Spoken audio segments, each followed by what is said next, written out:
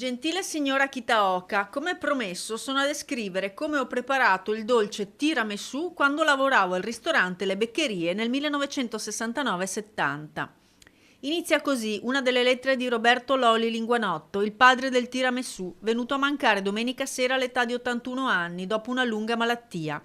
Un simbolo della trevigianità, un grande ambasciatore del Made in Treviso, un altro pezzetto della città che scompare. Roberto Lolli Linguanotto è stato per noi una linea guida, una guida, uno spirito guida, perché fondamentalmente, avendo inventato il tiramisù, noi non saremmo mai esistiti se non ci fosse stato il suo intervento. Una persona dolce nei modi, disponibile sempre con tutti quanti, fantastico, dava consigli sia ai più giovani. Mi ricordo, no, durante la Tiramisù World Cup che c'erano i ragazzi delle scuole, ma anche ai concorrenti, sia quelli che vincevano che quelli che non vincevano. Era nato a Treviso nel 1943, si definiva un gelataio, ricordando il suo periodo in Germania, dove era emigrato. Grande lavoratore silenzioso, era arrivato alle Beccherie nel 1969 e insieme alla titolare Alba Campeol, Linguanotto aveva messo a punto la ricetta del tiramisù, poi rinominato tiramisù, il dolce italiano più conosciuto al mondo. Aveva anche sdoganato le ricette eretiche, come le definiva Maffioli, ma su una cosa non transigeva. Le grandi citazioni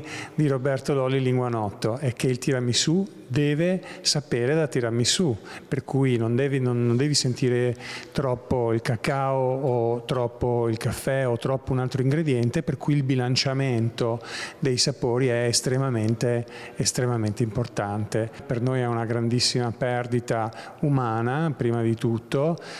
Sono molto dispiaciuto di non averlo rivisto dopo tutto questo tempo, eravamo sempre in contatto tramite la famiglia. Grande il cordoglio in città, sia da parte del sindaco Mario Conte, un grande trevigiano che ci lascia, ha detto, sia da parte di FIPE Confcommercio. La presidente Dagna Sartorato lo ricorda come un uomo semplice, di grande disponibilità, anche nell'importante collaborazione che ha prestato in questi anni nell'intensa opera di promozione di questo dolce.